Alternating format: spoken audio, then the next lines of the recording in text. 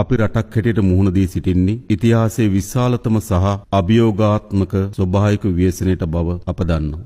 ஒரு நாடு என்ற வகையில் நாம் வரலாற்றில் மிகப்பெரிய மற்றும் மிகவும் சவாலான இயற்கை பேரழிவுக்கு முகம் கொடுத்துள்ளோம் என்பதை நாம் அறிவோம். இந்த நாட்டின் வரலாற்றில் மிகவும் சவாலான மீட்பு நடவடிக்கையை நாம் ஆரம்பித்துள்ளோம் என்பதையும் அறிவோம். முழு நாடும் பேரழிவுக்கு உட்படுத்தப்பட்ட முதல் அனுபவம் இது.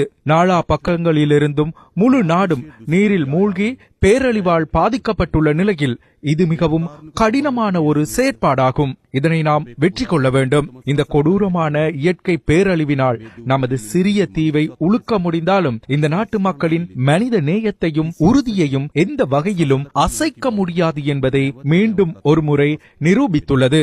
எனது அன்பான பிரஜைகளின் அசைக்க முடியாத தைரியத்துடன் இந்த நாட்டை மீண்டும் கட்டியெழுப்ப முடியும் என்று நாங்கள் ஆணித்தரமாக நம்புகின்றோம். அன்பான பெற்றோர்களே, சகோதர சகோதரிகளே, இந்த பேரழிவில் உயிரிழந்த அனைவரையும் மீண்டும் உயிர்ப்பிக்க முடிந்தால் எந்த சூழ்நிலையிலும் அதை செய்வதற்கு நாங்கள் இருமுறை யோசிக்க மாட்டோம். ஆனால் நாம் யதார்த்தத்தின் வேதனையான உண்மையை எதிர்கொள்ள வேண்டும். இழந்தவர்கள் தொடர்பான வேதனை என்றென்றும் எம்முடன் இருக்கும். இறந்தவர்கள் அனைவரும் நமக்கு ஒரு இலக்கம் அல்ல. இறந்த ஒவ்வொருவருக்கும் ஒரு பெயர், ஒரு முகம் மற்றும் ஒரு கதை உள்ளது. இறந்த அனைவரின் குடும்பங்களுக்கும் எங்கள் ஆழ்ந்த அனுதாபத்தை தெரிவித்துக் கொள்கிறோம். இது அனுதாபத்துடன் மட்டும் நின்று விடாமல் அந்த உயிர்களை அந்த குடும்பங்களுக்கு திரும்பி கொண்டு வர முடியாவிட்டாலும் ஏனைய அனைத்தையும் வழங்க நாங்கள் அர்ப்பணிப்புடன் செயற்படுவோம். அதே போன்று காணாமல் போனவர்கள் அனைவரும் உயிருடன் இருக்கின்றார்கள் என்று நாங்கள் நம்புகின்றோம். இந்த அனர்த்தத்தினால் பாதிக்கப்பட்ட பலருடைய துன்பத்தை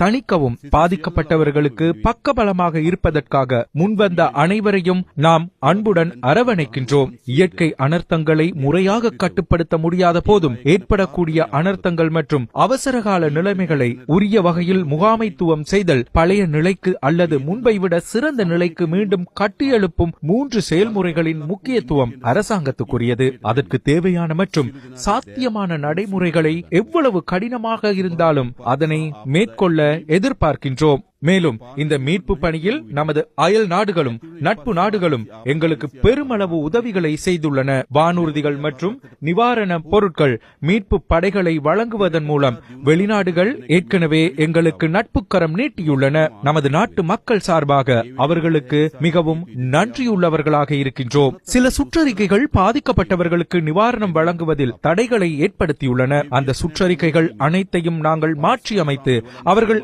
எங்கு இடம்பெயர்ந்துள்ளனர் அல்லது எங்கு வசிக்கின்றார்கள் என்பதை பொருட்படுத்தாமல் அனைவருக்கும் அரசாங்கம் நிவாரணம் வழங்கப்பட வேண்டும் என்ற நோக்கில் ஒரு திட்ட